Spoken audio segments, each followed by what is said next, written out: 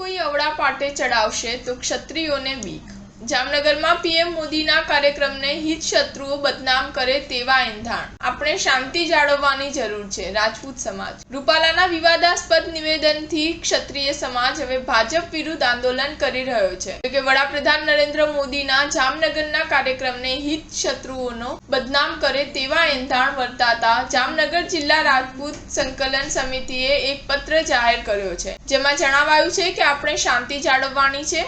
તેમજ મોરબી જિલ્લા રાજપૂત સમાજે પણ સમાજને અપીલ કરતો એક પત્ર જાહેર કર્યો છે। ક્ષત્રિય સમાજ દ્વારા ચલાવવામાં આવતા આંદોલનમાં અનિષ્ટ તત્વો દ્વારા શાંતિ ડહોળવાનો પ્રયાસ થાય તેવી ભીતિ હોવાનું જણાવીને મોરબી જિલ્લા રાજપૂત સમાજના પ્રમુખ અને મહામંત્રીએ સમાજને શિસ્તબદ્ધ રહેવા અને કાયદો હાથમાં ન લેવા અપીલ કરી છે। જામનગર જિલ્લા રાજપૂત સંકલન સમિતિએ પત્રમાં જણાવ્યું છે કે જામનગર શહેર જિલ્લામાં વસતા ક્ષત્રિય પરિવારોના ભાઈઓ બહેનો યુવાનોને ક્ષત્રિય સમાજના આગેવાનોએ નમ્ર અપીલ કરી છે કે અત્યાર સુધી લોકશાહી ઢબે ચાલી રહેલા ક્ષત્રિય નારી અસ્મિતા આંદોલનને અવળે પાટે ચડાવવા કે શાંતિ ડહોળવા પ્રયાસ થાય તેવી ભીતિ છે। પત્રમાં વધુમાં જણાવ્યું છે કે જામનગરમાં વડાપ્રધાનના કાર્યક્રમ દરમિયાન આવું કંઈ કૃત્ય કરીને પણ કોઈ હિત શત્રુઓને બદનામ કરી રહ્યું હોય તેવું દેખાઈ રહ્યું છે। આવું કંઈ ના બને અને આપણે 7 મેના મેદાનને લક્ષ્યમાં રાખીને શાંતિ જાળવવાની છે। કોઈએ કાયદો હાથમાં ન લેવો કે આચાર સંહિતાનો ભંગ ન કરવો તેવું બધાને ભારપૂર્વક નમ્ર અનુરોધ અને અપીલ છે। સ્ટાર ન્યૂઝ 7 હંમેશા સચ્ચાઈની સાથે।